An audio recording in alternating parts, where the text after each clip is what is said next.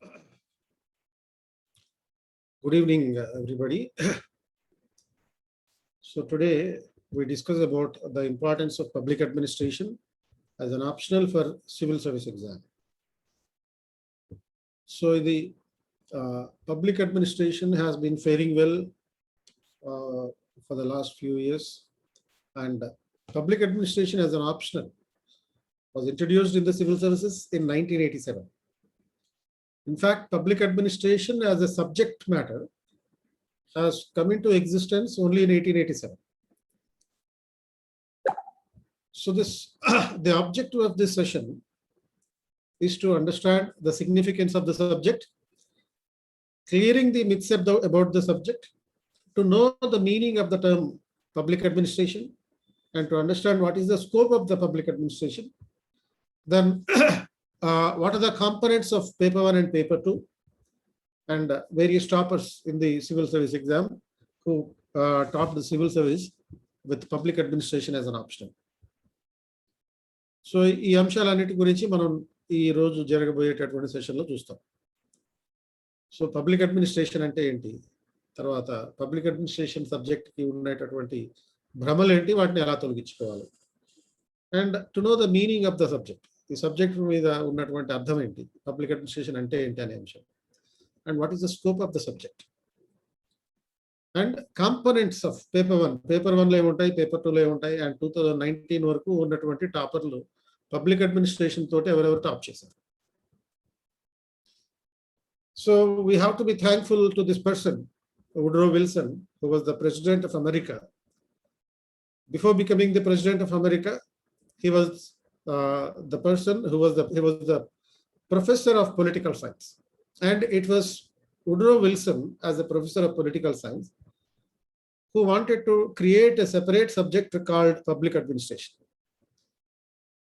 అంటే ఈ political science ప్రొఫెసర్కి public administration తోటి సంబంధం ఏంటి అని అనుకోవచ్చు. ఈయన పొలిటికల్ సైన్స్ ప్రొఫెసర్ అయినా బేసిక్గా ఈయన he was the first person to talk about the public administration as an option. So public administration as an optional, and earlier public administration used to be studied as a part of the political science. గతంలో public administration అనేది political సైన్స్లో భాగంగా చదవబడింది. So ఈ Woodrow Wilson he proposed an idea called dichotomy of politics and administration. So ఈ dichotomy of politics administration అనే కాన్సెప్ట్లో ఏంటి చెప్తుంది అంటే,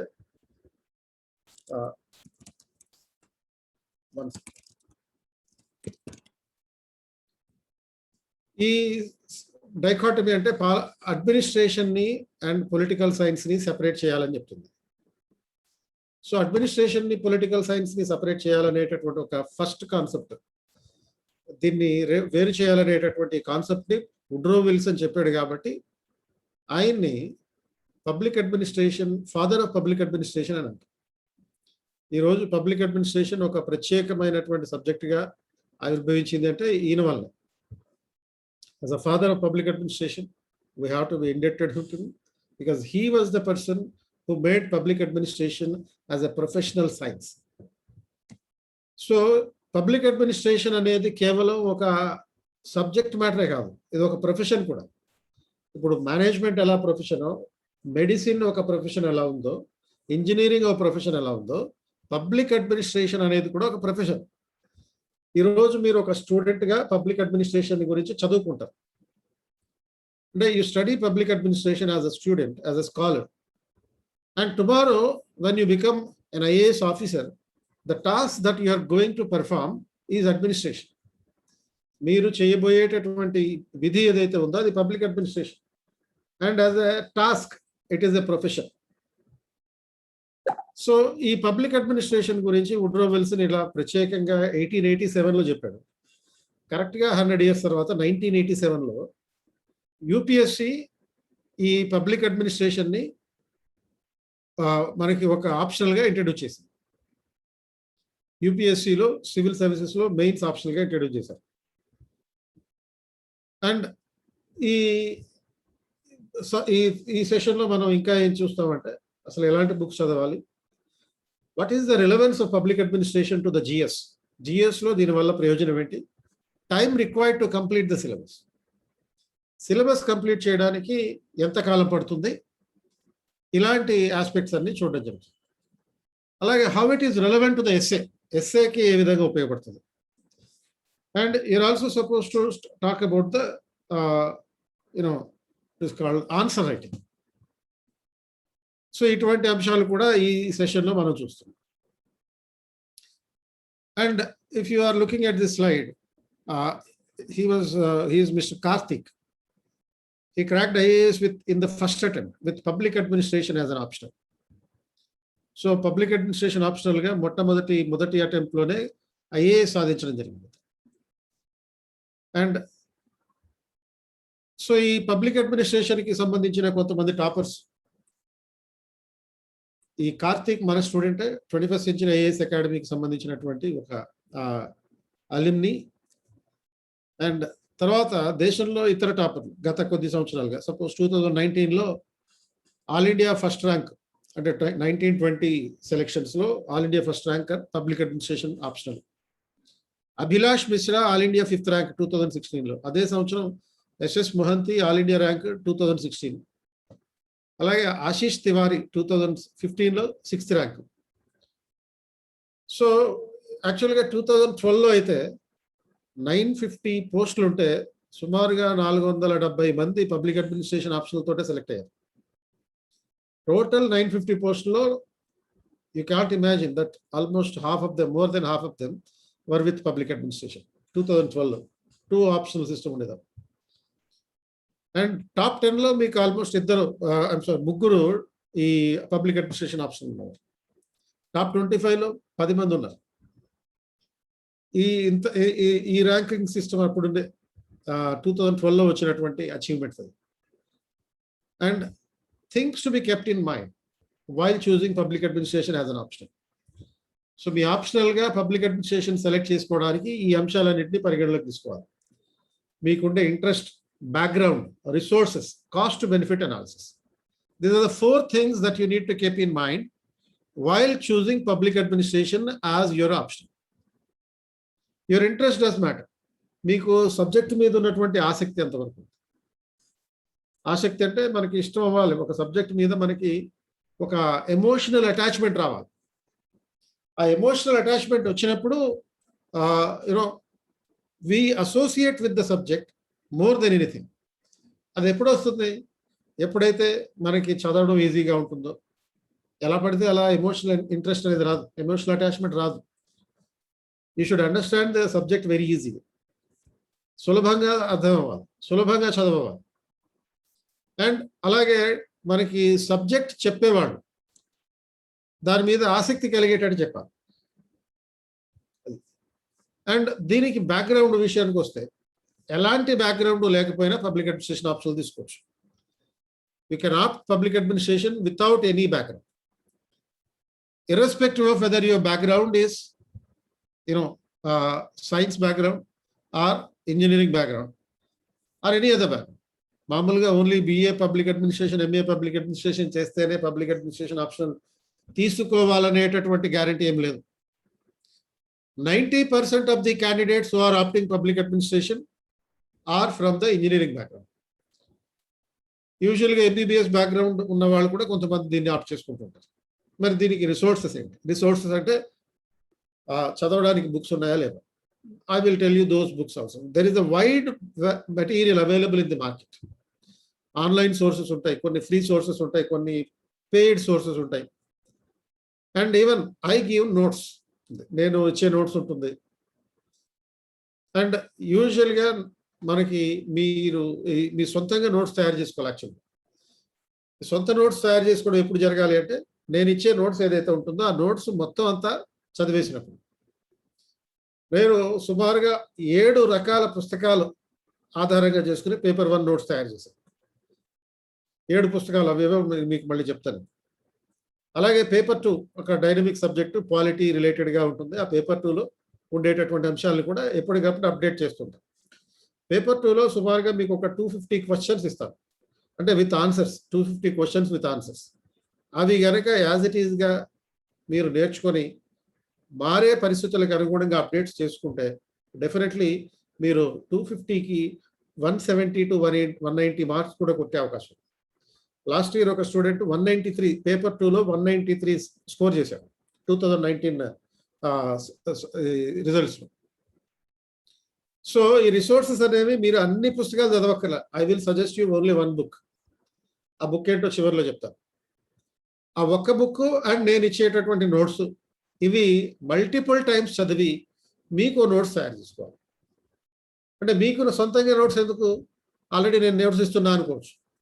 you need to prepare the notes because you are suppose to revise the subject very quickly before the examination.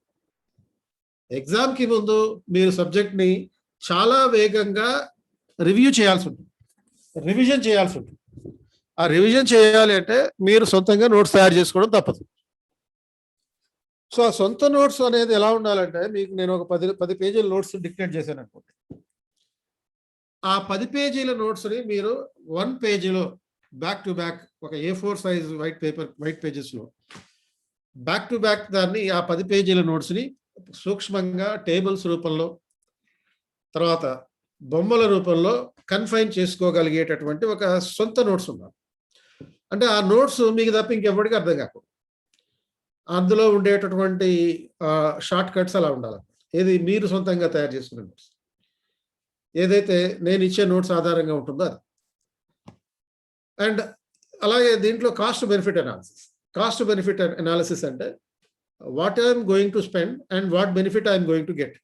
ఇది cost benefit analysis. అంటే if I take public administration, what benefit I'm going to get. You will be having multiple benefits if you choose public administration. Public administration ఆప్షన్లు కనుక మీరు select చేసుకుంటే అనేక రకాల ప్రయోజనాలు ఉంటాయి. సో ఏంటి అనేక రకాల ప్రయోజనాలు అంటే, it is useful for the general essay, it is useful for the general studies paper 1, paper 2, paper 3, paper 4.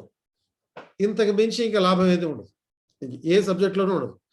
Across all the 5 common papers, general essay కానీ, పేపర్ 1, 2, 3, జనరల్ స్టడీస్ కానీ అన్నిట్లోనూ బెనిఫిట్ ఉంటుంది. మీరు జనరల్ స్టడీస్ చదివితే public అడ్మినిస్ట్రేషన్కి benefit ఉంటుంది, public administration చదివితే general స్టడీస్కి బెనిఫిట్ ఉంటుంది. ఈ రకంగా మల్టిపుల్ బెనిఫిట్స్ ఉంటుంది. అంటే if you are preparing for 500 marks with public administration as an optional, you are going to get benefited from the 500 marks, additionally another 500 marks, minimum 500 marks. కనీసం ఇంకొక 500 మార్కులు. 500 అనేది నేను చాలా తక్కువ చేసి చెప్తున్నాను యాక్చువల్లీ. సో ఈ పబ్లిక్ అడ్మినిస్ట్రేషన్కి చూస్ చేసుకోవడానికి కాస్ట్ బెనిఫిట్ అనాలిసిస్లో భాగంగా ఈ అంశాలన్నింటినీ you need to consider. So you need to consider the availability of material. You have a huge material and అంత హ్యూజ్ మెటీరియల్ ఉంటే మళ్ళీ కన్ఫ్యూజన్కి దారితీస్తుంది. ఈ పబ్లిక్ అడ్మినిస్ట్రేషన్లో మీరు మ్యాక్సిమం మార్క్స్ సాధించగలగాలి అంటే 7 రకాల పుస్తకాలని చదవాల్సి ఉంటుంది. ఆ 7 రకాల పుస్తకాలు మీరు చదవాల్సిన అవసరం లేదు.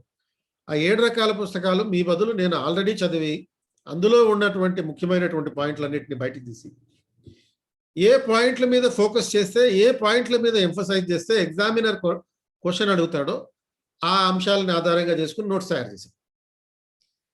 సో ఆ నోట్స్ చదవాలి అండ్ ఆ నోట్స్ నుంచి మీకంటూ సొంతంగా ఒక బ్రీఫ్ సమ్మరీ తయారు చేసుకోవాలి. ఇంకా వేరే మెటీరియల్ ఏమి చదవకూడదు. ఎంత ఎక్కువ మెటీరియల్ చదివితే నువ్వు విజయానికి అంత ఎక్కువ దూరం వెళ్ళిపోతుంటావు. The more you prepare with the more number of material, what happens is you recede away from the victory, the success. So తెలివైన ఆటగాడు ఏం చేయాలి అంటే ఎక్కువ పుస్తకాలు చదవకూడదు. ఒకే పుస్తకాన్ని, ఒకే మెటీరియల్ని ఎక్కువసార్లు చదవాలి. అంటే 100 పుస్తకాలని కొనుక్కొని బీరువాలో పెట్టుకొని ఒక పుస్తకం కూడా ఒక్కసారి కూడా పూర్తి స్థాయిలో చదవకుండా చప్పట్లు కొట్టే బదులు ఒకే బుక్ కొనుక్కో 100 సార్లు చదువు. సో ఒక్కసారి చెప్తే 100 సార్లు చెప్పినట్టుగా ఉండాలి. By only 1 book, prepare only that one book and focus on maximum preparation. So మీరు ఎంత ఎక్కువ ప్రిపరేషన్ అంటే మీనింగ్ ఆ ప్రిపరేషన్ ఎలా ఉండాలంటే రిపీటెడ్గా అది చదువుతూ ఉండడం వల్ల మీకు అది పూర్తిగా మైండ్లో ఫిక్స్ అయిపోవాలి. ఇంకా మీ పేరు మీరు మర్చిపోరు, మీరు వెళ్ళే స్కూల్ని మర్చిపోరు, మీరు వెళ్ళే కాలేజీని మర్చిపోరు, మీరు వెళ్ళే ఆఫీసుని మర్చిపోరు, మీ పేరెంట్స్ని మర్చిపోరు. ఇవేవైతే మన మైండ్లో అలా ఫిక్స్ అయిపోయి ఉంటాయో అదే విధంగా మనం చదివే సబ్జెక్ట్ కూడా అంతే విధంగా అదే స్థాయిలో ఫిక్స్ అయిపోయి ఉండాలి. కాబట్టి అలా ఫిక్స్ అయిపోయి ఉండాలంటే ఒక సబ్జెక్ట్ని ఒకే అంశాన్ని రిపీటెడ్గా చదువుతున్నారు. And there will be a consistency of results. If you have to choose the public administration, you choose it because it is having a consistency of results. ఈ రిజల్ట్ కన్సిస్టెన్సీ గురించి మీకు ఆల్రెడీ ఇందాక చెప్పాను, ఏ విధంగా కన్సిస్టెంట్ రిజల్ట్స్ వస్తున్నాయి అనేటటువంటిది. అలాగే there is an overlapping with general studies. Paper 1లో సోషల్ ఇష్యూస్ తోటి దీనికి కంపాటబిలిటీ ఉంటుంది. అలాగే పేపర్ 2లో 200 మార్క్స్ పాలిటీ ఉంది, పాలిటీ అండ్ గవర్నెన్స్. అదంతా కూడా మనకి పబ్లిక్ అడ్మినిస్ట్రేషన్లో కలుస్తుంది, పేపర్ 2లో కలుస్తుంది. పేపర్ 2 అనేది పబ్లిక్ అడ్మినిస్ట్రేషన్, పేపర్ 2 అనేది ఇండియన్ అడ్మినిస్ట్రేషన్. ఆ ఇండియన్ అడ్మినిస్ట్రేషన్ అంతా కూడా ఇండియన్ పాలిటీ రిలేటెడ్ ఉంటుంది. అలాగే పేపర్ 3లో ఎకానమీకి సంబంధించిన అంశాలు, డిజాస్టర్ మేనేజ్మెంట్కి సంబంధించిన అంశాలు, సెక్యూరిటీ మేనేజ్మెంట్కి సంబంధించిన అంశాలు, ఇవి కూడా ఇండియన్ అడ్మినిస్ట్రేషన్ రిలేటెడ్గా ఉంటాయి. జిఎస్ పేపర్ 4 మనకి ఎథిక్స్ ఉంది. ఆ ఎథిక్స్లో 125 మార్క్స్ కేస్ స్టడీస్ ఉంది. ఆ 125 మార్క్స్ కేస్ స్టడీస్ రాయగలగాలి అంటే మీకు కావాల్సింది ఏంటి అంటే administrative thought and constitutional knowledge. రాజ్యాంగానికి సంబంధించిన అవగాహన ఉండాలి, చట్టాలపై అవగాహన ఉండాలి. ఇవన్నీ కూడా మనం పబ్లిక్ అడ్మినిస్ట్రేషన్లో చదువుతాం. కేస్ స్టడీస్ ఎలా ఉంటాయంటే యూజువల్గా మనకి ఎథిక్స్లో they are based on the ethical dilemmas. So ethical dilemmas అంటే నైతికమైనటువంటి సందిగ్ధత. వాటిని అధిగమించాలి అంటే మీరు ఖచ్చితంగా పబ్లిక్ అడ్మినిస్ట్రేషన్లో ఉండే కాన్సెప్ట్స్ని అప్లై చేయాలి. అంటే ethical dilemma cannot be answered emotionally. Ethical dilemma should be answered only rationally. అంటే భావోద్వేగాల ఆధారంగా మనం ఎథికల్ డైలమాస్ గురించి రాయకూడదు. అంటే suppose if I ask you a question like Disha ఇన్సిడెంట్లో ఎన్కౌంటర్ జరిగింది, ఆ దిశ ఇన్సిడెంట్లో ఎన్కౌంటర్ జరిగినప్పుడు నువ్వు సమర్థిస్తావా అంటే ఖచ్చితంగా నేను సమర్థిస్తాననే వాళ్ళు ఉంటారు. సో అది ఎట్టి పరిస్థితుల్లోనూ సమర్థించదగినది కాదు. ఎథిక్స్లో కనుక సపోజ్ అటువంటి క్వశ్చన్ వస్తే మీరు కనుక నేను సమర్థిస్తాను, ఆ కేసులో అటువంటి ఇష్యూ ఉంది కాబట్టి అని అంటే అది ఎట్టి పరిస్థితుల్లోనూ అంగీకారం కాదు. Under any circumstances it is illegal. Encounter అనేది ఇల్లీగల్, అన్కాన్స్టిట్యూషనల్. కాబట్టి దాన్ని ఖండించాలి. మనం ఒక క్రిమినల్ జస్టిస్ సిస్టమ్ని ఏర్పాటు చేసుకున్నాం. We created a criminal justice system and according to that criminal justice system పోలీసులకు రెస్పాన్సిబిలిటీ ఏంటి అంటే they have to catch hold of these criminals. ఆ క్రిమినల్స్ని పట్టుకోవాలి. Then they have to take them to the court, న్యాయస్థానానికి తీసుకుపోవాలి. Court వాళ్ళకి శిక్ష విధించాలి. విధించిన తర్వాత వాళ్ళని జైలుకి తీసుకెళ్ళాలి. జైలుకి తీసుకెళ్తే జైల్లో ఈ శిక్ష అమలవుతుంది. 3 దశలు ఉన్నాయి. పోలీసులు నేరస్తుల్ని పట్టుకుంటారు, కోర్టులు వాళ్ళకి శిక్షలు విధించాలి, ప్రిజన్స్ శిక్ష అమలు చేయాలి. ఈ ప్రొసీజర్ మానేసి పోలీసులే శిక్ష కూడా విధించేయడం జరిగితే అది ప్రజాస్వామ్యానికి ముప్పు అవుతుంది. కాబట్టి ఎట్టి పరిస్థితుల్లోనూ ఒకవేళ అటువంటి క్వశ్చన్ కనుక వస్తే అది ఖండించవలసినటువంటి విషయం. అది ఇల్లీగల్, అన్కాన్స్టిట్యూషనల్, ఇమ్మోరల్ కూడా. ఎలా ఇమ్మోరల్ అంటే ఇది డెమోక్రటిక్ వాల్యూస్ అని ఉంటాయి, ఆ డెమోక్రటిక్ వాల్యూస్ని వైలేట్ చేస్తుంది. కాబట్టి డెమోక్రటిక్ వాల్యూస్ని వైలేట్ చేస్తుంది, క్రిమినల్ జస్టిస్ సిస్టమ్ని వైలేట్ చేస్తుంది, constitutional provisions of article 21 violate చేస్తుంది, ఆర్టికల్ 20ని వైలేట్ చేస్తుంది, ఇండియన్ పీనల్ కోడ్లో ఉన్న అంశాలను వైలేట్ చేస్తుంది, 1993 హ్యూమన్ రైట్స్ ప్రొటెక్షన్ యాక్ట్ అనే దానికి సంబంధించినటువంటి ప్రొవిజన్స్ని వైలేట్ చేస్తుంది. కాబట్టి దాన్ని ఎక్కడా కూడా సమర్థించదగినది కాదు. దానికి సంబంధించి ఇంత విస్తృతమైనటువంటి వివరణ ఇవ్వాలి అంటే అలాంటి కేస్ స్టడీకి you are suppose to understand the laws, constitution and the interlinkage between the constitution and the law along with the ethical principles. ఇంత ఇంటర్లింకేజ్ జరిగినప్పుడే మనం రేషనల్ ఆన్సర్ ఇవ్వగలుగుతాం, లేకపోతే ఎమోషనల్ ఆన్సర్ ఇస్తాం. Emotional answers are not expected. Because you are going to become the bureaucrats. ఒక బ్యూరోక్రాట్గా మీరు ఒక అడ్మినిస్ట్రేటివ్ స్కిల్ ఉండాలి. అడ్మినిస్ట్రేటివ్ స్కిల్ అంటే ఏంటి? A skill of knowledge of rules and regulations. The knowledge of rules and regulations, which is called as a noetic power. A bureaucrat is having the power called noetic power. NOETIC, noetic power ante the power of knowledge. The power of knowledge. Etuvanti knowledge undi bureaucrat ki? Bureaucrat is having that knowledge called as the rules and regulations. నియమ నిబంధనలు, చట్టాలు, రాజ్యాంగం ఇటువంటి వాటికి సంబంధించినటువంటి జ్ఞానం. Bureaucrat is neutral, politically neutral. He should not have any political commitments. ఒక బ్యూరోక్రాట్గా మీకు ఎటువంటి రాజకీయ నిబద్ధతలు ఉండకూడదు. అందరినీ సమానంగా చూడాలి. But you need to have a positive discrimination towards the weaker sections. అందరినీ సమానంగా చూడాలి, కానీ బలహీన వర్గాల పట్ల దయ కలిగి ఉండాలి, జాలి కలిగి ఉండాలి. దీన్ని ఎంపతి అని అంటాం. So empathy towards the weaker sections. ఇటువంటి అంశాలన్నీ మనకి ఒక ఐఏఎస్ ఆఫీసర్కి ఎక్కడ నేర్పిస్తారో? ఫస్ట్ ఏమో ఇక్కడ పబ్లిక్ అడ్మినిస్ట్రేషన్లో నేర్చుకుంటాము, ఎథిక్స్లో నేర్చుకుంటాము.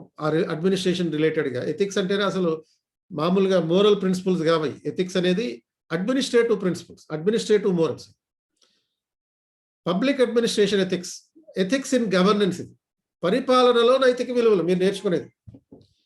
మీరు లబాస్నాకి వెళ్ళిన తర్వాత ముస్సోరీలో కూడా నేర్పించేది ఇదే.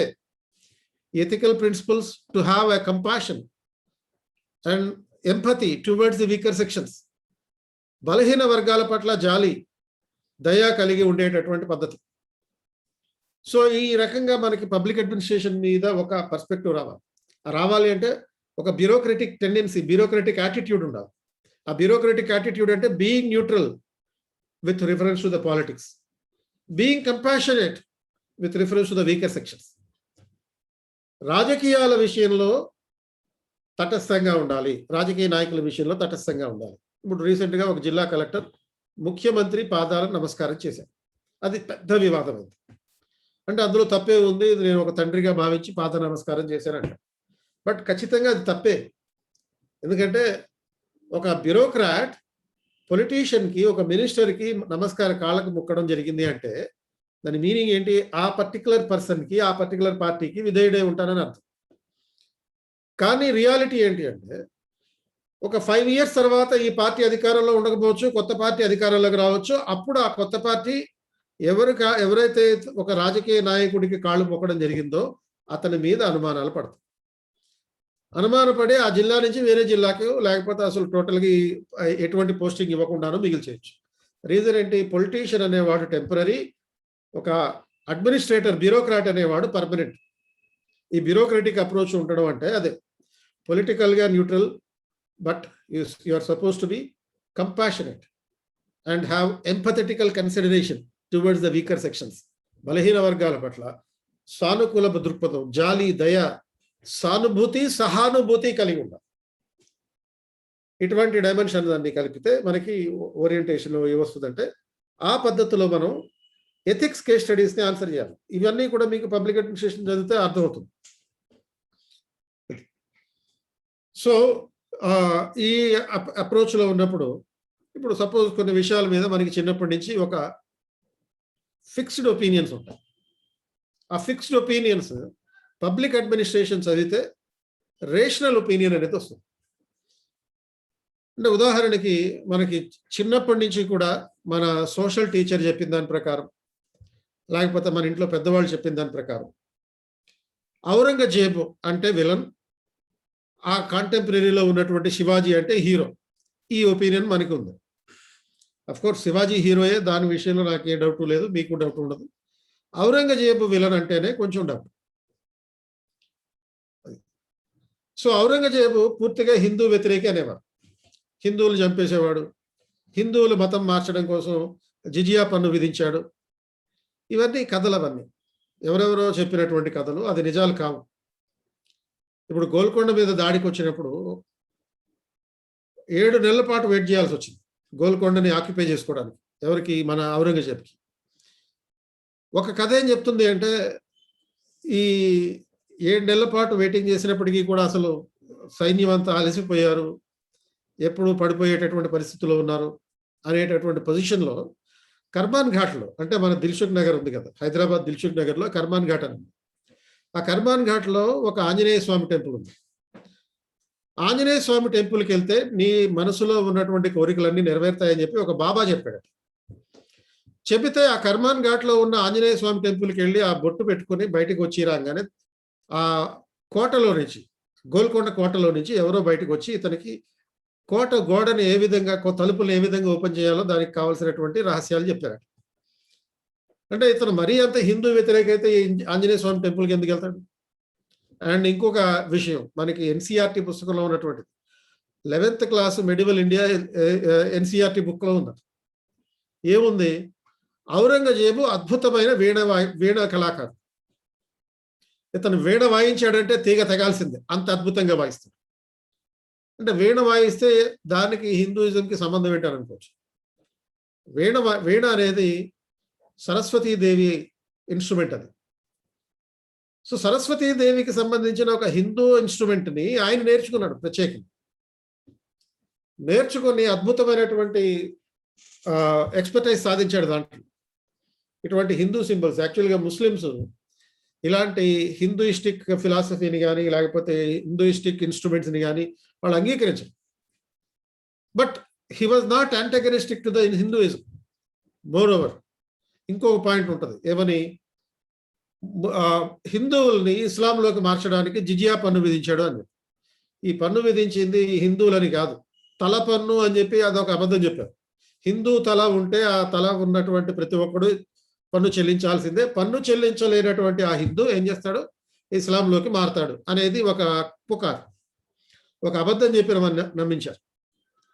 నిజమేంటి అంటే, ఇక్కడ హిందూయిజంలో నువ్వు జిజియా పన్ను చెల్లించాల్సి వచ్చినప్పుడు ఇస్లాంలో కూడా వేరే ట్యాక్స్ ఉంది. మరి కర్జ్ అనే ఒక ట్యాక్స్ ఉంది అక్కడ. మళ్ళీ అంటే హిందూయిజంలో నుంచి, హిందూయిజం అనే పెనం నుంచి ఇస్లాం అనేటటువంటి తందూరి పొయ్యిలోకి పడి ఇక్కడ పన్ను కట్టాలి, ఇక్కడ జిజియా ట్యాక్స్ అనే పన్ను కట్టాలి, అక్కడేమో కర్జ్ అనే పన్ను కట్టాలి. అంటే టోటల్గా ఏమవుతుంది? ఇక్కడ ఎక్కడికి వెళ్ళినా పన్ను కట్టాల్సిందే, పన్ను రాలాల్సిందే. మరి ఇంకా అటువంటిప్పుడు ఇంకెందుకు మారుతాడు పన్ను? The only purpose with which Aurangzeb was imposing the tax was to collect the money, that's all. ప్రజల నుంచి డబ్బులు వసూలు చేయడం అంతే. కాకపోతే ఇండియన్ పీపుల్కి, ఇండియాలో ఉన్నటువంటి వాళ్ళకి పన్ను కట్టడం అనేటటువంటిది ఒక అలవాటు లేదు. ఏన్షియంట్ ఇండియాలో బలి అనేటటువంటి ఒక స్వచ్ఛంద పన్ను ఉండేది. ఎవరికి ఇష్టమైతే వాళ్ళు కట్టడం అన్నట్టుగా స్వచ్ఛందంగా ఉండేది. బట్ కంపల్సరీగా, ఆబ్లిగేటరీగా పరిపాలనా సదుపాయాలు పొందుతున్నందుకు పన్ను కట్టడం అనేటటువంటి పద్ధతి ఈ ఔరంగజేబు ఇంట్రడ్యూస్ చేశాడు. అలాగే ఇంకొక ఒపీనియన్ ఏంటంటే, ఔరంగజేబు అప్పట్లో రోజుకి 1000 మందిని చంపేసేవాడు అని చెప్పి, 1000 మంది హిందువులు చంపేసేవాడు. అంటే 1000 మంది హిందువులు చంపితే అసలు హిందువులు అనేటటువంటి వాళ్ళే ఉండకూడదు ఈ దేశంలో. అంటే ఎందుకని? అప్పట్లో ఆల్మోస్ట్ 50 సంవత్సరాలు పరిపాలన చేశాడు ఔరంగజేబు. సంవత్సరానికి 365 రోజులు, 365 ఇంటూ 1000, అలా ఇంటూ 50 సంవత్సరాలు. ఇంక ఇదే పని మీద అదే ఇండస్ట్రీ పెట్టి ఉండాలి. అండ్ అప్పట్లో ఉన్నటువంటి మొత్తం జనాభా ఎంత? 11 కోట్లు. ఇట్లా రోజుకి 1000 మందిని చదువుకుంటే 50 ఏళ్ల కాలం పాటు ఆయన పరిపాలన చేస్తే ఆల్మోస్ట్ ఏంటి పరిస్థితి? అసలు మొత్తం ఎలిమినేషన్ అయిపోయి ఉండేది. కాబట్టి ఒక బ్యూరోక్రాట్ చేయాల్సింది ఏంటంటే, bureaucrat should take a neutral position. You should not accept all those things unless you are perfect in your facts.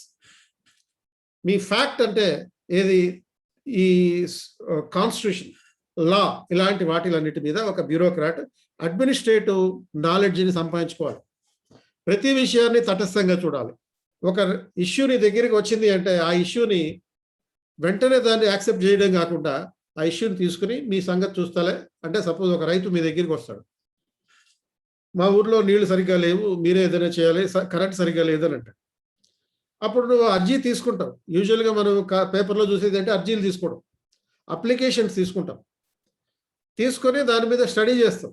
ఈ అర్జీలో ఉన్నటువంటి, అప్లికేషన్లో ఉన్నటువంటి కంప్లైంట్లో ఎంతవరకు వాస్తవం ఉంది ఎంక్వైరీ చేస్తాం. ఎంక్వైరీ చేసి స్టాటిస్టిక్స్ ఆధారంగా, డాటా ఆధారంగా నీ నిర్ణయం తీసుకుంటాం. అంతే తప్ప ఫస్ట్ హ్యాండ్ ఇన్ఫర్మేషన్ మాత్రమే ఆధారంగా చేసుకుని మనం నిర్ణయాలు తీసుకోకూడదు. ఇటువంటి rule oriented, law oriented and constitution oriented. So ఈ కాన్స్టిట్యూషన్, లా అండ్ రూల్స్, ఈ సిఎల్ఆర్, మీకు మామూలుగా ఎకానమీలో సిఆర్ఆర్ ఉంటుంది, మనకి ఇక్కడ అడ్మినిస్ట్రేషన్లో సిఎల్ఆర్ ఉంటుంది, ఒక నిర్ణయం తీసుకోవడానికి ఆధారం. క్లియర్గా ఏముంటుందంటే సిఎల్ఆర్. సి అంటే కాన్స్టిట్యూషనల్ నాలెడ్జ్, ఎల్ అంటే లాలకు చట్టాలకు సంబంధించిన నాలెడ్జ్, ఆర్ అంటే రూల్స్కి సంబంధించిన నాలెడ్జ్. ఈ మూడు మనకి అవగాహన కల్పించేది పబ్లిక్ అడ్మినిస్ట్రేషన్. సో ఈ పబ్లిక్ అడ్మినిస్ట్రేషన్ చదవడం వల్ల మన రేషనల్ థింకింగ్ అనేది వస్తుంది. మనం ఎథిక్స్లో ఉండేటటువంటి కేస్ స్టడీస్ని సైంటిఫిక్గా ఆన్సర్ చేయగలుగుతాం. And moreover it is having a reasonably limited syllabus. Public అడ్మినిస్ట్రేషన్లో పరిమితమైన సిలబస్ ఉంటుంది when compared to the other subjects. పైకి మనకి 12 chapters in the paper 1, 14 chapters in the paper 2 కనబడతాయి.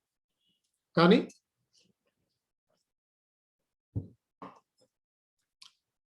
పేపర్ 1లో పేపర్ 2లో చాలా సబ్జెక్ట్ టాపిక్స్ వరకు ఓవర్లాపింగ్ ఉంటుంది. పేపర్ 1లో ఉన్నటువంటి అంశాలని పేపర్ 2లో ఉన్న అంశాలకి కంపాటబిలిటీ ఉంటుంది. కాబట్టి ఓవరాల్గా చూసినప్పుడు 20 చాప్టర్లే మనకి టోటల్గా. ఈ పేపర్ 1 అండ్ పేపర్ 2 కలిపి పైకి కనపడడానికి 26 చాప్టర్లు ఉన్నప్పటికీ కూడా ఓవరాల్గా విల్ హ్యావ్ 20 యూనిట్స్. అలాగే పబ్లిక్ అడ్మినిస్ట్రేషన్ రిలేటెడ్గా 1 జనరల్ ఎస్సే కూడా ఉంటుంది, అంటే 125 మార్క్స్ అక్కడ. సో ఎథిక్స్లో ఒక 125 మార్క్స్, జనరల్ ఎస్సే ఒకటి 125 మార్క్స్, పాలిటీ 200 మార్క్స్, అండ్ తర్వాత సోషల్ ఇష్యూస్ ఒక 50 మార్కులు, అంటే పేపర్ 1లో సోషల్ ఇష్యూస్ 50 మార్కులు, డిజాస్టర్ మేనేజ్మెంట్ ఒక 50 మార్క్స్, అండ్ సెక్యూరిటీ ఇష్యూస్ ఒక 50 మార్క్స్, అంటే ఒక 100. అవి అంటే టోటల్గా 3, 4, 5, 600 మార్క్స్ అడిషనల్గా మనకి అడ్వాంటేజ్. పబ్లిక్ అడ్మినిస్ట్రేషన్ ద్వారా 500 మార్క్స్ కోసం నువ్వు 100% చదివితే ఇంకో 600 మార్క్స్ కామన్ పేపర్స్లో వస్తాయి. And it is also helpful to answer the questions in ఇంటర్వ్యూలో మీకు అడిగేటటువంటి కేస్ స్టడీ ఓరియంటేషన్ క్వశ్చన్స్ ఉంటాయి. మళ్ళీ అక్కడ ఒక సిచ్యువేషన్ ఇచ్చి, ఈ సిచ్యువేషన్లో నువ్వైతే ఏం చేస్తావు అంటావు. ఆ సిచ్యువేషన్లో అక్కడ కూడా మనం ఎమోషనల్గా ఆన్సర్ చెప్పకూడదు, ఇట్లా సిఎల్ఆర్ ఆధారంగా చెప్పాలి. సిఎల్ఆర్ ఆధారంగా అంటే constitution, law and rules and regulations which we study as a part of public administration. మీరు పబ్లిక్ అడ్మినిస్ట్రేషన్ ఆప్షనల్ తీసుకోపోయినా పర్లేదు, బట్ ఇండైరెక్ట్గా పబ్లిక్ అడ్మినిస్ట్రేషన్కి సంబంధించిన మెజారిటీ అంశాలని జిఎస్లో భాగంగా చదువుతూనే ఉంటారు. సో పబ్లిక్ అడ్మినిస్ట్రేషన్ తీసుకోవడం వల్ల వచ్చినటువంటి అడ్వాంటేజెస్ ఏంటి అంటే, it gives you an idea about government mechanism. ప్రభుత్వ యంత్రాంగం ఎలా పనిచేస్తుందో మనకి అర్థమవుతుంది. It prepares you for the future administration.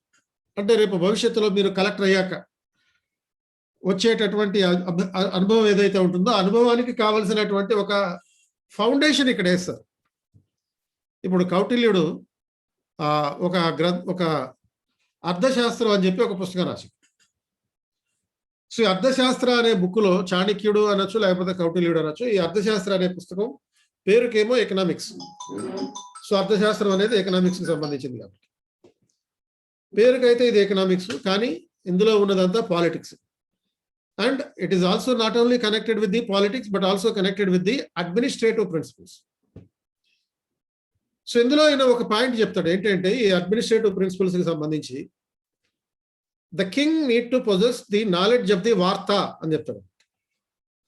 ఇక్కడ వార్త అంటే మనకి తెలుగులో న్యూస్, కానీ ఈ కౌటిల్యుడు చెప్పినటువంటి ఈ అర్థశాస్త్ర గ్రంథంలో చెప్పిన వార్త అనే పదంలో ఉన్నటువంటి మీనింగ్ ఏంటి అంటే, పరిపాలనకు సంబంధించినటువంటి జ్ఞానం. The knowledge of administration is the వార్త, పాలనా జ్ఞానం. అండ్ ఫర్ దట్ మ్యాటర్ మీరు మనకి 4th ఎస్టేట్ అని అంటాం, which is the 4th pillar of democracy. ఏది 4th ఎస్టేట్ అంటే ప్రెస్ అని తెలుసు మనకు. ఈ ప్రెస్ అనేది 4th ఎస్టేట్ ఎందుకు అయింది అని ఎప్పుడైనా ఆలోచించారా? జనరల్గా మనం బిట్లో చదువుతాం, 4th estate is dash is news papers, media are press, ఇట్లా చెప్తాం. But you should understand why it is called the fourth estate. You also know what are the other three estates. So ఇప్పుడు press కనుక fourth estate అయితే మిగతా మూడేంటో తెలిసిపోయింది, legislature, executive, judiciary. మరి ప్రెస్ని ఫోర్త్ ఎస్టేట్ ఎందుకన్నారు? ఫోర్త్ పిల్లర్ ఆఫ్ డెమోక్రసీ అని ఎందుకన్నారు అంటే బికాస్ గవర్నమెంట్లో ఉండే పార్లమెంట్ అంటే లెజిస్లేచర్, ఎగ్జిక్యూటివ్, జ్యుడిషియరీ వాళ్ళకి సంబంధించినటువంటి ఇన్ఫర్మేషన్ అంతా ప్రజలకు అందిస్తుంది. ప్రజలకు సంబంధించిన ఇన్ఫర్మేషన్ అంతా గవర్నమెంట్కి ఇస్తుంది. పబ్లిక్ పాలసీస్కి సంబంధించిన అనాలిసిస్ అంతా ప్రజలకు తెలియజేయడం, ప్రభుత్వం ఇంప్లిమెంట్ చేసే వెల్ఫేర్ స్కీమ్స్ గురించి ప్రజలకు తెలియజేయడం, గవర్నమెంట్ ఇంప్లిమెంట్ చేసే బడ్జెట్ గురించి ప్రజలకు ఇన్ఫర్మేషన్ ఇవ్వడం, అండ్ ప్రజలకి గవర్నమెంట్ వల్ల ఏవైనా ప్రాబ్లమ్స్ వస్తే ప్రభుత్వానికి తెలియజేయడం. So press is a reflection of the public opinion. Press is the bridge between people and the government. So ప్రజలకి ప్రభుత్వానికి మధ్య ఈ ప్రెస్ అనేది ఒక వారధిలాగా పనిచేస్తుంటుంది. సో ఆ రకంగా పర్స్పెక్టివ్లో చూసినప్పుడు కూడా వార్త అనే దానికి సిగ్నిఫికెన్స్ ఉంది. ఓవరాల్గా ఒక రాజు అనేవాడు చాణక్యుడి ప్రకారం ఏం చేయాలి అంటే పరిపాలనాపరమైనటువంటి జ్ఞానాన్ని కలిగి ఉన్నారు. ఆ వార్త అనేది ఒక అడ్మినిస్ట్రేటివ్ సబ్జెక్ట్. అది ద సేమ్ మేనర్ మెడివల్ పీరియడ్లో ఇటాలియన్ స్కాలర్స్ కూడా ఇదే అంశాన్ని చెప్పడం జరిగింది. మ్యాకియావెల్లి అనే ఒక మధ్యయుగ రచయిత, political science scholar, the prince అనే గ్రంథం రాశాడు. ఈ ప్రిన్స్ అనే బుక్లో అతను చెప్పిన పాయింట్ ఏంటి అంటే that the prince has to learn about the administration before becoming a king. రాజు అవ్వడానికి ముందు ఈ ప్రిన్స్ అనేవాడు, యువరాజు అనేవాడు పాలనా జ్ఞానాన్ని సంపాదించాలి. ఆ ప్రిన్స్ అనే బుక్లో ఉన్నటువంటిదంతా కూడా అదే, పరిపాలనా జ్ఞానమే. కాబట్టి ఒక ప్రిన్స్గా మీరు కూడా రేపు భవిష్యత్తులో కాబోయే రాజులు, మకుటము లేని మహారాజు. ఎందుకని మకుటం లేని మహారాజు అంటున్నాం? ఇప్పుడు సపోజ్ మనకి ఇండియాలో ఎన్ని జిల్లాలు ఉన్నాయి? 650 జిల్లాలు ఉన్నాయి. ఇండియా అనే ఒక దేశం ఆవిర్భవించడానికి ముందు సంస్థానాలు ఉన్నాయి. ఆ సంస్థానాలు ఎన్ని ఉన్నాయి? 600 ఉన్నాయి. ఆ 600 సంస్థానాలు ఇప్పుడు జిల్లాలతో సమానం. అంటే ప్రిన్స్లీ స్టేట్స్ అని. సంస్థానం అంటే ప్రిన్స్లీ స్టేట్, ఒక దేశం. ఇండియా అనే పెద్ద దేశంలో ప్రిన్స్లీ స్టేట్ అనే చిన్న చిన్న దేశాలు, అందులో హైదరాబాద్ ఒకటి, రైట్, జమ్మూ కాశ్మీర్ ఒకటి, జునాగఢ్ ఒకటి, ఇటువంటి అన్ని చిన్న చిన్న రాజ్యాలు. ఆ చిన్న చిన్న రాజ్యాలకి ఒక రాజు ఉండేవాడు. ఇప్పుడు రాజులు లేరు, రాజ్యాలు లేవు, మరి ఏమున్నాయి? జిల్లాలు ఉన్నాయి. జిల్లాలకి కలెక్టర్లు ఉన్నారు. ఆ జిల్లా మొత్తాన్ని పరిపాలన చూసుకునేటటువంటి కలెక్టర్ ఉన్నారు. తేడా ఏంటంటే అప్పుడు రాజుకి కిరీటం ఉండేది, ఇప్పుడు ఉన్నటువంటి రాజుకి కిరీటం లేదు. ఇంకో తేడా ఏంటంటే అప్పటి రాజులు స్వప్రయోజనాల కోసం పరిపాలన చేస్తే ఈ కలెక్టర్ అనే రాజులు ప్రజా ప్రయోజనాల కోసం పనిచేయాలి. So before you become an administrator, before you become a prince, before you become a king, you need to know the administrative knowledge, and public administration gives you that knowledge. So before becoming a district administrator, you are going to become the administrationist. ఒక జిల్లా పాలనాధికారిగా నియమించబడే ముందు అడ్మినిస్ట్రేషనిస్ట్గా మీరు ఉంటున్నారు. Administrationist అంటే the one who learn public administration, the one who study public administration is administrationist. చదువుకున్న తర్వాత IAS exam రాసి officer అయ్యాక అడ్మినిస్ట్రేటర్ అవుతారు. అలాగే సెకండ్ అడ్వాంటేజ్ ఏంటంటే it prepares you for the future administration and it is easy and simple to understand. ఇది సులభమైనది, ఎందుకంటే మనం పాలిటీలో చదువుకునేటటువంటి అంశాలు దీంట్లో 90% ఉంటాయి. మేనేజ్మెంట్కి సంబంధించిన అంశాలు 90% ఉంటాయి. డెసిషన్ మేకింగ్, కమ్యూనికేషన్స్, ఇటువంటి అంశాలన్నీ ఉంటాయి. అండ్ డిసడ్వాంటేజెస్ కూడా కొన్ని ఉన్నాయి. అడ్వాంటేజెస్ చెప్పినప్పుడు డిసడ్వాంటేజెస్ కూడా కొన్ని ఉన్నాయి. కొంతమంది ఏమంటారంటే సిలబస్ కొంచెం పెద్దదంటారు, బట్ చదవక ముందే అంటారు, చదివిన తర్వాత అంటారు. And it is theoretical, and for those with science background it may be boring. అంటే సైన్స్ బ్యాక్గ్రౌండ్ ఉన్న వాళ్ళకి ఇది కొంచెం సిద్ధాంతపరంగా ఉంటుంది కాబట్టి బోరింగ్ ఉండొచ్చు. And subject may be dry, particularly for the science background students. And competition big, ఇది గుర్తుపెట్టుకోవాల్సిన అంశం. అంటే పోటీ ఎక్కువ, ఎందుకంటే సక్సెస్ రేట్ ఉంది కాబట్టి ఎక్కువ, పోటీ కూడా ఎక్కువ ఆటోమేటిక్గా. ఆల్మోస్ట్ 12,000 మంది సపోజ్ మెయిన్స్ రాశారనుకోండి, కనీసం 6,000 మంది పబ్లిక్ అడ్మినిస్ట్రేషన్ ఆప్షనల్గా ఉంటారు. దేశంలో ఎవ్రీ ఇయర్ 10 లక్షల మంది సివిల్ సర్వీస్ ప్రిపేర్ అవుతుంటే అందులో కనీసం 6 లక్షలు పబ్లిక్ అడ్మినిస్ట్రేషన్ ప్రిపేర్ అవుతారు. మెయిన్స్ రాసే వాళ్ళు 12,000 మంది ఉంటే కనీసం 6,000 మంది పబ్లిక్ అడ్మినిస్ట్రేషన్ తోటి ఉంటారు. కాబట్టి ఇది కాంపిటీషన్ పెద్దగా ఉంటుంది. సో కాంపిటీషన్ పెద్దదైనంత మాత్రాన పోటీ నుంచి తప్పించుకోకూడదు. సో దానికి కావలసినటువంటి ఆయుధాలు మేము ఇవ్వడం జరుగుతుంది. ఈ సివిల్ సర్వీస్ అనేటటువంటిది ఒక యుద్ధ రంగం. ఈ యుద్ధ రంగంలో అనేక మంది అర్జునులు ఉంటారు, దుర్యోధనులు ఉంటారు, దుశ్శాసనులు ఉంటారు, అలాగే భీముడు ఉంటాడు అండ్ కృష్ణుడు కూడా ఉంటాడు. సో మీకు సరైన మార్గదర్శకత్వం కావాలి. ఈ ఈ యుద్ధంలో గెలవాలి అంటే కోచింగ్ అనేటటువంటిది ఒక మార్గదర్శకత్వం. కోచింగ్లో జరిగేది ఏంటి అంటే చదివించడం కాదు, ఎలా చదవాలో చెప్పడం జరుగుతుంది. ఈ బాణం వెయ్యి అని చెప్పి దగ్గరుండి మేము బాణం వేయించాం. నువ్వు బాణం ఎలా వెయ్యాలి, కళ్ళు మూసుకుని బాణం వేయాలి. శబ్దభేది అనేటటువంటి ఒక ప్రత్యేకమైన విద్యని ద్రోణుడు అర్జునుడికి నేర్పించాడు, శబ్దభేది. అండ్ ఆ శబ్దభేది అనేటటువంటి విద్య ఏంటి అంటే కళ్ళు మూసుకొని కళ్ళ గంతలు కట్టుకుని చీకట్లో అయినా సరే శబ్దాన్ని బట్టి బాణం వేసి ఆ లక్ష్యాన్ని ఛేదించాం.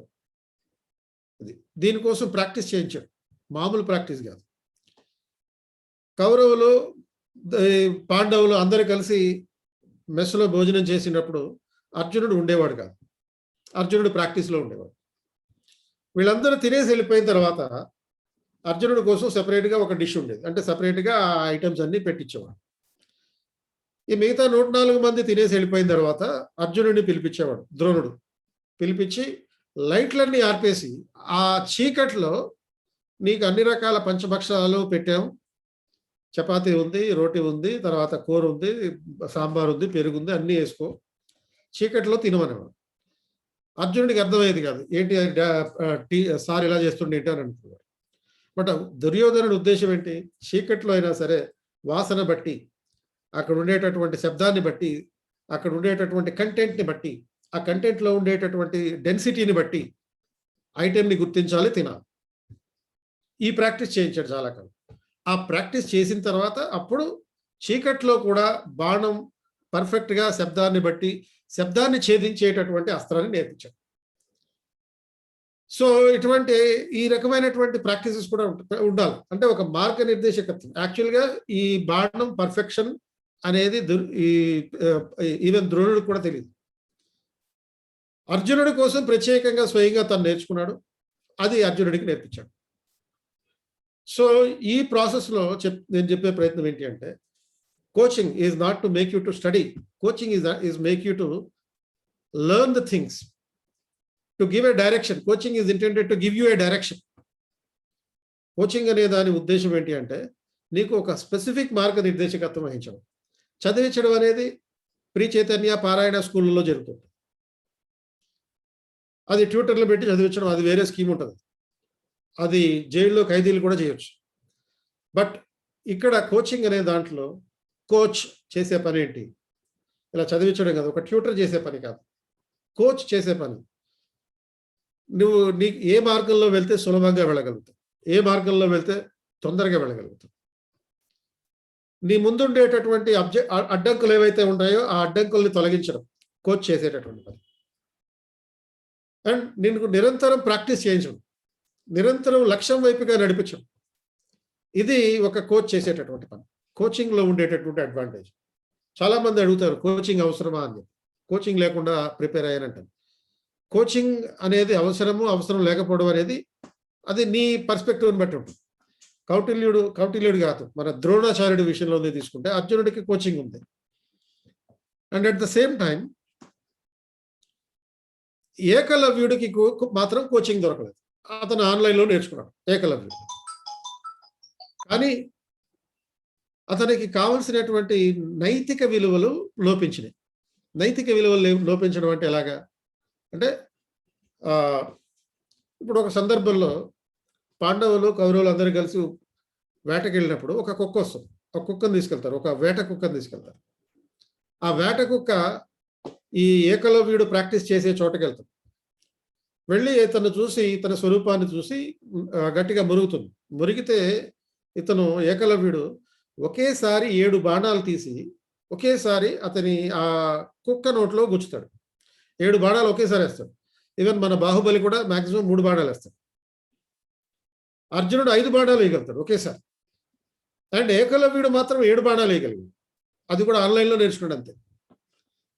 సో ఒక కుక్కని అంత దారుణంగా చంపాల్సినటువంటి అవసరం ఉందా అనేది ఒక ఎథికల్ ఇష్యూ ఇక్కడ. అది చేసిన పని ఏంటి? దాని స్వభావ రీత్యా మొరగడం, మురిగింది అంతే. ఇప్పుడు మనం కూడా రోడ్డు మీద వెళ్తున్నప్పుడు మురుగుతూ ఉంటుంది. మురిగింది మనకి డిస్టర్బెన్స్ అయిందని చెప్పి మనం కుక్కని చంపం. కానీ ఏకలవ్యుడు చంపాడు. ఎందుకని? అతను నేర్చుకున్నాడు. సబ్జెక్ట్ ఉంది అతనికి. సబ్జెక్ట్ లేదని కాదు, మిగతా అందరికన్నా ఎక్కువ నేర్చుకున్నాడు. బోల్డ్ అంటే వెబ్సైట్లను చెక్ చేసి మరీ నేర్చుకున్నాడు. కానీ అతనికి ప్రాపర్ గైడెన్స్ మిస్ అయింది. డైరెక్షన్ లేకపోవడం వల్ల తన శక్తిని ఏ విధంగా ప్రాపర్గా ఉపయోగించాలో ఆ విషయం తెలియకపోయింది. కాబట్టి ఆ ప్రాపర్ డైరెక్షన్ అనేటటువంటిది 21st సెంచరీలో ఇవ్వడం జరుగుతుంది. అండ్ అంతేకాకుండా పబ్లిక్ అడ్మినిస్ట్రేషన్ ఒక డైనమిక్ సబ్జెక్ట్ కాబట్టి దీనికి కరెంట్ అఫైర్స్ లింక్ చేసి చెప్పడం జరుగుతుంది. ఇప్పుడు మనకి పబ్లిక్ అడ్మినిస్ట్రేషన్లో political neutrality of civil servant అనేటటువంటి టాపిక్ చదువుతాం, థియరీ చదువుతాం. ఆ థియరీతో పాటు సిద్దిపేట కలెక్టర్ సంఘటన కూడా దాంట్లో ఇన్కార్పొరేట్ చేసి ఎగ్జాంపుల్గా చదువుతాం. ఆ థియరీతో పాటు వెస్ట్ బెంగాల్ చీఫ్ సెక్రటరీకి సంబంధించినటువంటి సంఘటన కూడా ఇన్కార్పొరేట్ చేసి చదువుతాం.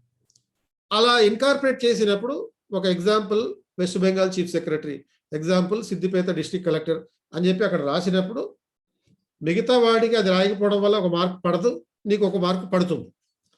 అంటే థియరీ ఒకటే రాస్తే నీకు 10కి ఒక 6 మార్క్స్ వేశారు అనుకో ఒకటికి. దాని థియరీతో పాటు వెస్ట్ బెంగాల్ చీఫ్ మినిస్టర్ అనేటటువంటి ఒక ఎగ్జాంపుల్ కూడా రాస్తే 7 మార్క్స్ వస్తాయి. వాడికి ఏం తగ్గించరు. ఎగ్జాంపుల్ రాయినోడికి 5 మార్క్స్ వేయరు, 6 వేస్తారు, నీకు 6 వేస్తారు. బట్ నీకు ఎక్స్ట్రా మార్క్ ఎక్కడి నుంచి వస్తుంది? ఆ కరెంట్ ఇష్యూని ఇన్కార్పొరేట్ చేయడం వల్ల వస్తుంది. ఆ కరెంట్ ఇష్యూస్ని కలిపి నేర్పించడంలో ఒక పర్స్పెక్టివ్ ఉంటుంది. అలాగే జిఎస్తో ఇంటర్లింక్ చేయడం నేర్పిస్తాం. రైట్, ఇప్పుడు మనకి థియరీస్ ఉంటాయి, పబ్లిక్ అడ్మినిస్ట్రేషన్లో థియరీస్ ఉంటాయి. ఏ థియరీ ఏ జిఎస్కు ఉపయోగపడుతుంది? ఇప్పుడు సపోజ్ ఎథిక్స్లో మనకి కేస్ స్టడీస్ చదివేటప్పుడు ఉపయోగపడేటటువంటి థియరీస్ ఉంటాయి. లైక్ ఎంపీ ఫాలెట్ అనే ఒక management scholar how to handle conflicts అనే ఒక థియరీని చెప్పింది. ఒక ఆర్గనైజేషన్లో అడ్మినిస్ట్రేషన్ చేసేటప్పుడు అడ్మినిస్ట్రేటర్ రకరకాల కాన్ఫ్లిక్ట్స్ ఎదుర్కోవాలి. ఆ కాన్ఫ్లిక్ట్ ఎలా సాల్వ్ చేయాలి అనే విషయాన్ని ఎంపీ ఫాలెట్ అనే స్కాలర్ చెప్పడం జరిగింది. మీరు ఎంపీ ఫాలెట్కి సంబంధించిన కాన్ఫ్లిక్ట్ రిజల్యూషన్ అనే అంశాన్ని ఎథిక్స్ కేస్ స్టడీలో రిఫర్ చేశారనుకోండి, దాని ఆన్సర్ విలువ పెరిగిపోతుంది. ఎక్కడైతే ఒక కేస్ స్టడీకి జనరల్గా 8 మార్కులు వేస్తారో, 10కి 8 మార్కులు వేస్తారో, మీకు 10కి 9 మార్కులు వేస్తారు. కాబట్టి ఆ పర్స్పెక్టివ్ వస్తుంది. అండ్ ఆన్సర్ రైటింగ్ ఓరియంటేషన్ ఇస్తాను.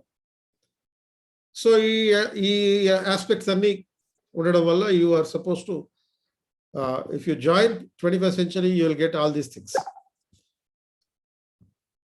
అండ్ తర్వాత ఎస్ఏస్ కూడా కొన్ని ఉంటాయని చెప్పాను. పబ్లిక్ అడ్మినిస్ట్రేషన్లో SA oriented topics, public administration topics కొన్ని ఎస్ఏలో ఇస్తారని చెప్పాను. లైక్ 2020లో ఇచ్చినటువంటి ఒక SA, there can be no social justice without economic prosperity, but economic prosperity without social justice is meaningless.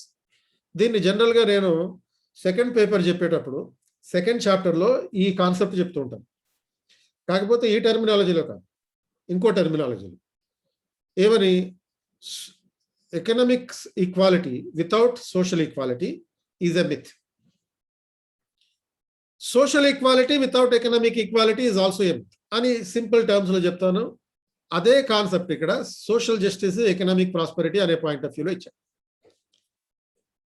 అలాగే 2019లో biased media is the real threat to the Indian democracy. Direct గా మనకి పేపర్ 1లో chapter 5లో role of media in controlling the government అనే topic ఉంది. ప్రభుత్వ నియంత్రణలో మీడియా పాత్ర ఏంటి? అండ్ ఆ మీడియా పాత్రలో భాగంగా మన క్రిటిసిజం చదువుతాం, బయాస్డ్ మీడియా అని చెప్పి. ఈ బయాస్డ్ మీడియానే ఎల్లో జర్నలిజం అంటాం. ఆర్ లేకపోతే ఈ బయాస్డ్ మీడియాకి పెయిడ్ న్యూస్ అని అంటాం. ఇటువంటి అంశాలన్నీ కలిపితే ఈ బయాస్డ్ మీడియా వల్ల ఇండియన్ డెమోక్రసీ ఎలా సమస్యలో ఉంటుంది. అలాగే 2018లో వచ్చిన question, management of Indian border dispute A complex task. ఇది మనకి పేపర్ 2లో చదువుతాం. అంటే బోర్డర్ డిస్ప్యూట్స్, సెక్యూరిటీ ఇష్యూస్, ఇటువంటి అంశాలన్నీ. సో ఇది మనకి పబ్లిక్ అడ్మినిస్ట్రేషన్ వల్ల కలిగేటటువంటి అడ్వాంటేజ్. అండ్ ఈ తర్వాత దీనికి తెలుగు మీడియం బుక్స్ ఇవన్నీ you can take screenshot. Like ఈ తెలుగు మీడియం బుక్స్ పబ్లిక్ అడ్మినిస్ట్రేషన్కి సంబంధించి ఈ స్క్రీన్ షాట్ తీసుకోండి. BA first year, second year, third year public administration books, BR Ambedkar open university BA first year, second year, third year books, ఇవి Telugu medium books. English medium ఈ book ఒకటి, paper 1కి ఇది ఒక బుక్ చాలు. అంటే 7 బుక్స్ ఉంటాయని చెప్పాను, అవన్నీ మీరు చదవక్కర్లేదు, నేను ఒక్కడే చదువుతున్నాను చాలు. పబ్లిక్ అడ్మినిస్ట్రేషన్ పేపర్ 1 ఇదేంటంటే public administration concepts and theories by SP Naidu అని టైటిల్ ఉంటుంది. ఈ బుక్ తీసుకోండి, ఎస్పి నాయుడు. ఇది ఒకటి స్క్రీన్ షాట్ తీసుకోండి కావాలంటే. అలాగే public administration paper 2 Indian administration, ఇది బుక్ టైటిల్, కవర్ ఇది, స్క్రీన్ షాట్ తీసుకొచ్చి. ఇది కూడా Indian administration by Fadia and Fadia, professor BL Fadia and Kuldeep Fadia. ఈ బుక్ ఒకటి అవసరం అవుతుంది. సో ఈ ఆస్పెక్ట్స్ ఆధారంగా మనకి పబ్లిక్ అడ్మినిస్ట్రేషన్కి సంబంధించినటువంటి అంశాలు చదువుతాం. అండ్ ఇప్పుడు ఒక వీడియో చూపిస్తాను మీకు. Karthik was talking about who cracked IAS in the first attempt with public administration as an option. He was saying about. We'll also try to discuss about optional. So my optional is public administration, and I have taken coaching and answer rating guidance from KP Sir's Institute for Public Administration. So I have received good inputs for public administration optional. Actually, being my first attempt and seeing the success rate of public administration after prelims, I was in a dilemma whether I can make it or not, because the sources for public administration in the market are decreasing day by day, right? So but then I found a good institute and I got good inputs there. It helped me a lot to clear this examination in the first attempt itself. So regarding optional selection, now this is one area where people mostly have doubts. So regarding optional selection, 3 criteria I would like to tell you guys, right? So the first thing is 3 important things you have to keep in your mind while you're preparing for optional. First thing, whether you are interested in it or not, right? So whether you are interested in it or not, that is the first criteria to choose your optional.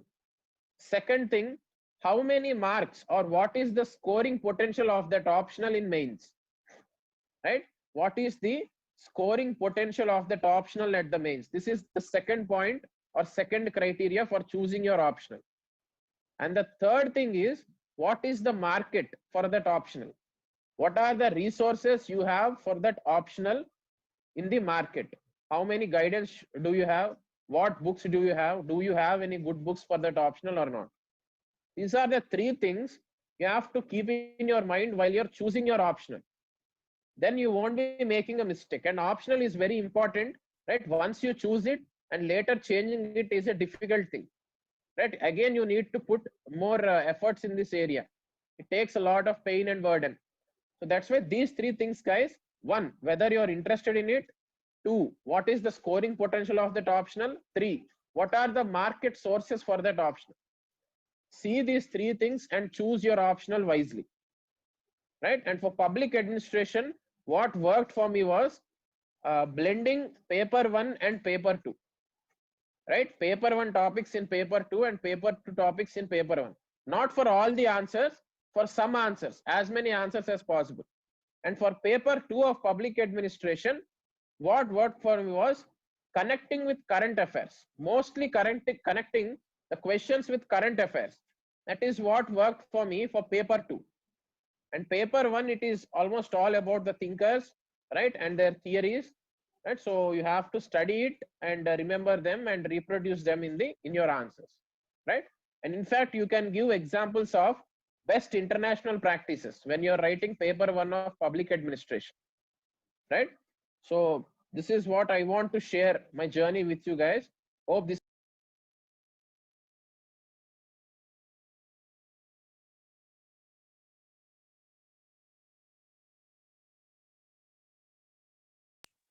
That is about from the Karthik. Karthik ఇప్పుడు ప్రస్తుతం నెల్లూరులో assistant కలెక్టర్గా ఉన్నాడు. He was very prompt in writing the answers. చాలా మంది test series register చేసుకుంటారు కానీ టెస్టులు రాయరు. టెస్ట్ సిరీస్ రిజిస్టర్ చేసుకుంటేనే సరిపోద్ది అనుకుంటాం, but that is not adequate. You are suppose to actually write the test. So ఈ ఆస్పెక్ట్స్ అన్నిటిని దృష్టిలో పెట్టుకొని మీరు పబ్లిక్ అడ్మినిస్ట్రేషన్ సెలెక్ట్ చేసుకోండి. పబ్లిక్ అడ్మినిస్ట్రేషన్కి కావాల్సినటువంటి కంప్లీట్ గైడెన్స్ నేను ఇస్తాను, పర్సనల్గా నేనే ఇస్తాను. ఆన్లైన్ క్లాసెస్ కమింగ్ మండే నుంచి స్టార్ట్ అవుతాయి. కమింగ్ మండే అంటే 28th నుంచి స్టార్ట్ అవుతాయి. ఆఫ్లైన్ క్లాసెస్ 14th నుంచి స్టార్ట్ అవుతాయి. సో 14th జూలై నుంచి స్టార్ట్ అవుతాయి ఆఫ్లైన్ క్లాసెస్. ఫైన్. మీకు ఏమైనా డౌట్స్ ఉంటే ఇక్కడ మెసేజ్ బాక్స్లో చేయండి, మెసేజ్ చేయండి.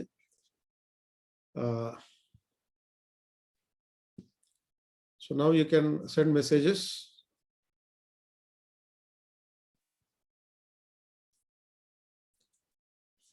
If you have any questions. Online classes, both Telugu medium and English medium rendu untayi. Online, offline.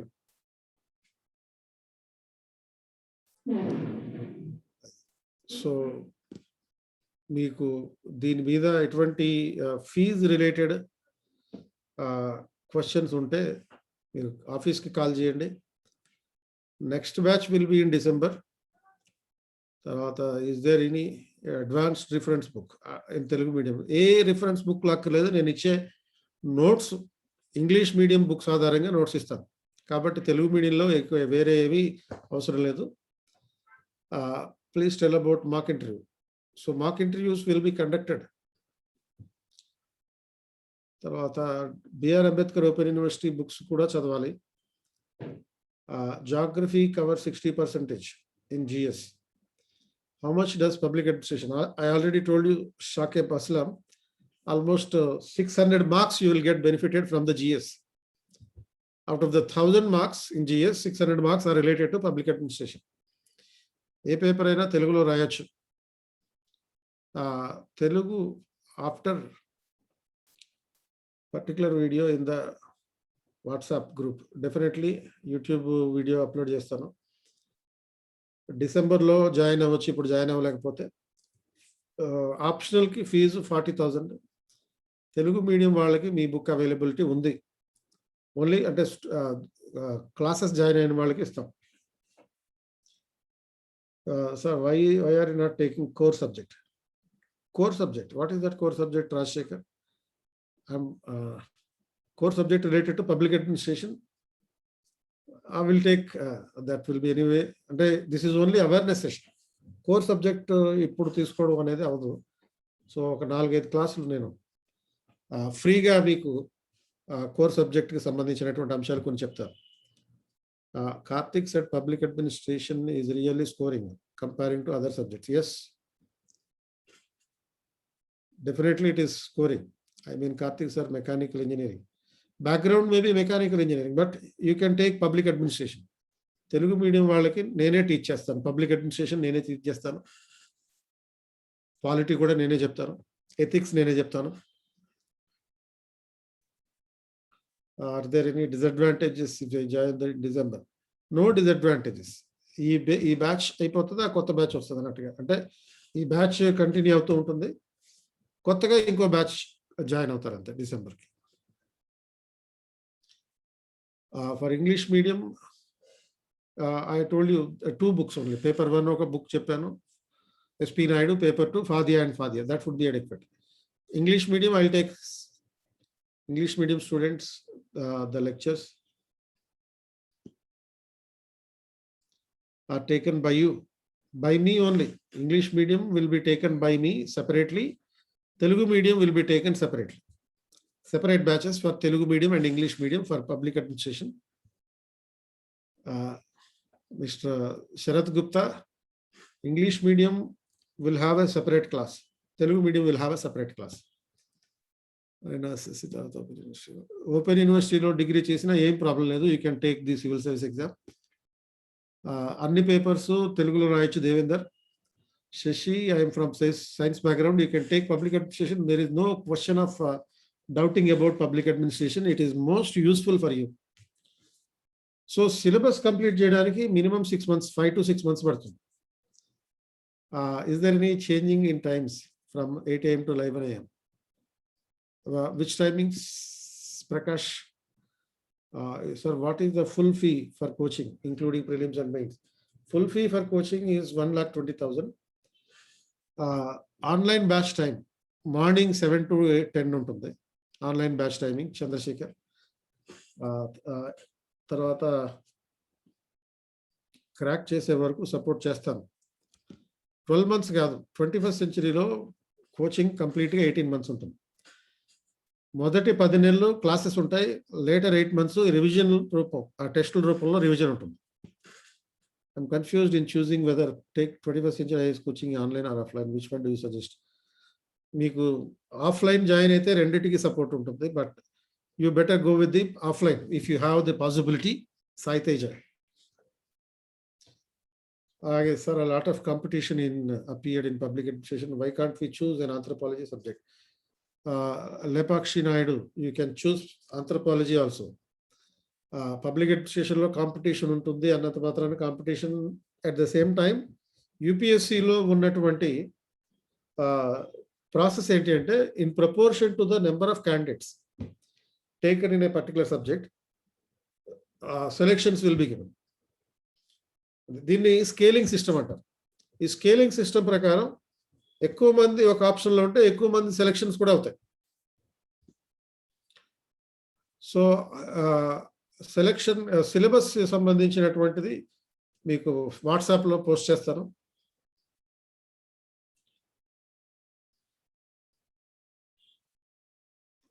So administrator arrest warrant కూడా ఇవ్వగలుగుతాడు.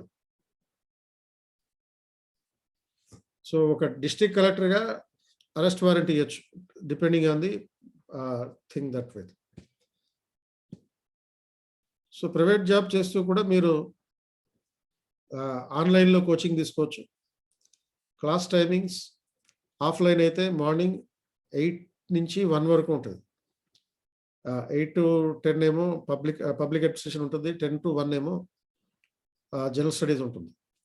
ఆన్లైన్లో కూడా అంతే, 8 to 9:30 public administration and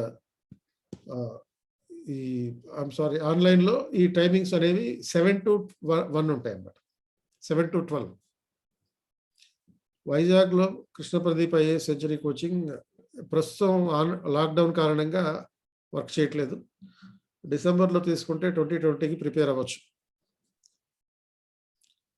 useful test series for civil service. Yes,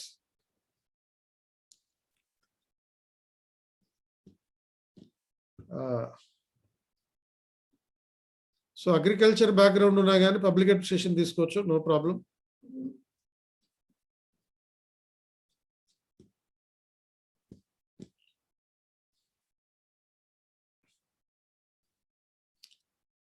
so ఈ video మీకు మళ్ళీ వాట్సాప్లో కూడా post చేస్తాను. సో రేపు తెలుగు లిటరేచర్ మీద సంబంధించినటువంటి క్లాస్ ఉంటుంది. తెలుగు లిటరేచర్ మీద అవగాహన సదస్సు ఉంటుంది. Same 6 o'clock. Telugu medium public administration best, Telugu literature బెస్టా సార్? సో రేపు ఈ తెలుగు లిటరేచర్ క్లాస్ అయిపోయాక మీరు డిసైడ్ చేసుకోవచ్చు ఏది బెస్ట్ అనేటటువంటిది. So I would suggest you to go with the public administration in Telugu medium because of its scoring nature. 10th వరకు Telugu medium చదివి ఇంగ్లీష్ మీడియం తర్వాత చదవడం వల్ల కూడా పెద్ద ప్రాబ్లం ఉండదు. తెలుగు మీడియంలోనే రాయండి మీరు paper. Venky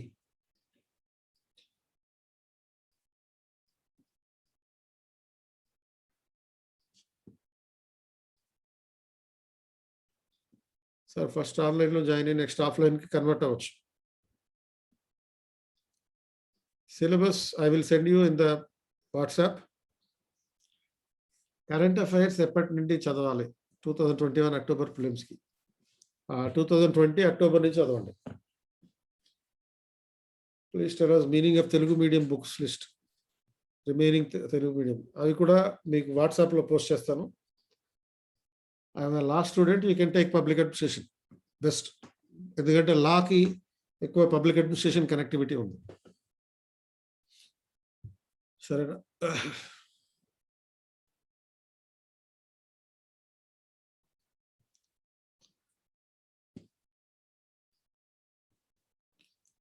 so complete online coaching, మీరు ఈ డీటెయిల్స్ అన్నీ కూడా కోచింగ్ ఫీజుకి సంబంధించిన డీటెయిల్స్ ఒకసారి మాకు కాల్ చేయండి.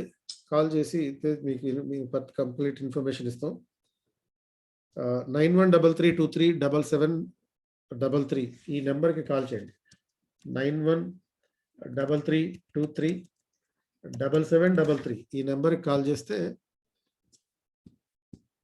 ఇక్కడ పోస్ట్ చేస్తున్న నెంబరు 9133237733. సో అందరూ ఈ నెంబర్ని నోట్ చేసుకోండి. 9133237733. కరెంట్ అఫైర్స్కి న్యూస్ పేపర్ రీడ్ చేయాలి. తెలుగు మీడియంలో అయితే మీరు ఈనాడు చదవండి, ఇంగ్లీష్ మీడియంకి అయితే హిందూ కానీ ఇండియన్ ఎక్స్ప్రెస్ కానీ సరిపోతుంది.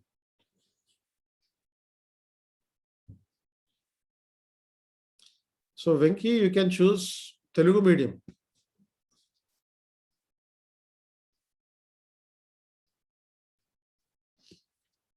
సో రేపు ఇదే టైంకి తెలుగు లిటరేచర్ మీద క్లాస్ ఉంటుంది. తెలుగు లిటరేచర్కి సంబంధించినటువంటి క్లాస్ ఉంటుంది. దాని మీద ఒక చిన్న వీడియో క్లిప్ ఒకటి చూపిస్తాను. Just you please wait.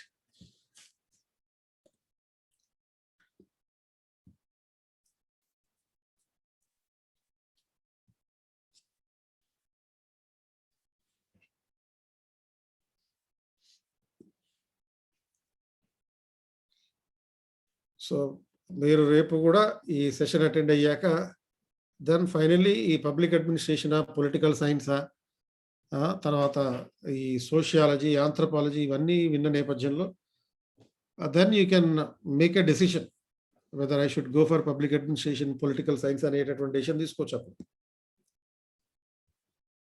Literature optional scoring మాడ్యూల్కి స్వాగతం. నా పేరు డాక్టర్ ఊరపల్లి భవానీ శంకర్. ప్రస్తుతం Telugu literature optional classes orientation ఏ విధంగా ఉండబోతున్నాయని మీకు బ్రీఫ్గా ప్రెజెంట్ చేయడం జరుగుతుంది. తెలుగు లిటరేచర్ ఆప్షనల్ స్కోరింగ్ మాడ్యూల్కి స్వాగతం. నా పేరు డాక్టర్ ఊరపల్లి భవానీ శంకర్. ప్రస్తుతం Telugu literature optional classes orientation ఏ విధంగా ఉండబోతున్నాయని మీకు బ్రీఫ్గా ప్రెజెంట్ చేయడం జరుగుతుంది. తెలుగు లిటరేచర్ క్లాస్ ప్రారంభమయ్యే ముందు మీకు ఒక రిఫరెన్స్ బుక్స్ని సజెస్ట్ చేయడం జరుగుతుంది. ఉదాహరణకి లింగ్విస్టిక్స్కి సంబంధించి డాక్టర్ బద్రీరాజ్ కృష్ణమూర్తి గారి పుస్తకాన్ని మీకు ఒకసారి రిఫర్ చేయడం, అలాగే తెలుగు భాషా వికాసం అని అంబేద్కర్ ఓపెన్ యూనివర్సిటీ పుస్తకాన్ని రిఫరెన్స్ ఇచ్చి అందులోని ఏ చాప్టర్స్ మీరు ఒకసారి ప్రాథమికమైన అవగాహన పెంపొందించుకొని రావాల్సిందో చెప్పడం జరుగుతుంది. ఆ ప్రాథమిక అవగాహన వచ్చిన తర్వాత మీకు చదివే విధానంలో ఉన్నటువంటి లోటుపాట్లను సరిదిద్దుతూ సిలబస్ని విహంగ వీక్షణం చేయడం జరుగుతుంది. దాంతోపాటు ఆ సిలబస్కి సంబంధించిన ప్రీవియస్ ఇయర్ క్వశ్చన్స్ మొత్తం 2013 నుంచి 20 వరకు వచ్చినవి మీకు డిస్ప్లే చేసి వాటిల్లో కొన్ని క్వశ్చన్స్కి మోడల్ ఆన్సర్స్ ఇచ్చి మిగతా క్వశ్చన్స్ని మీ చేత అక్కడే ప్రాక్టీస్ చేయడం జరుగుతుంది. ఇదంతా ప్రీ క్లాస్ అప్రోచ్ అని మనం చెప్పవచ్చు. ఇంకా పోస్ట్ క్లాస్ అప్రోచ్ ఏంటంటే, ఆ సిలబస్లోని ప్రీవియస్ ఇయర్ క్వశ్చన్స్ని సిలబస్ అధ్యయనం చేసిన తర్వాత డిస్ప్లే చేసి మోడల్ ఆన్సర్స్ ఇచ్చాక కొన్ని క్వశ్చన్స్ని మీకు ఇచ్చి ప్రాక్టీస్ చేయించడం జరుగుతుంది. క్లాస్ అయిపోయిన వెంటనే ఇది ఒక మ్యారథాన్ లాగా నిర్వహిస్తాం. ఈ మ్యారథాన్ వల్ల మీకు ఆన్సర్ రైటింగ్ అప్రోచ్ కూడా డెవలప్ అవుతుంది. వెంటనే మీరు రాసిన ఆన్సర్కి మోడల్ ఆన్సర్ ప్రజెంట్ చేస్తూ మీరు రాసిన ఆన్సర్ని కూడా ఏ విధంగా మెరుగుపరుచుకోవాలని ఒక ఫీడ్బ్యాక్ ఇవ్వడం జరుగుతుంది.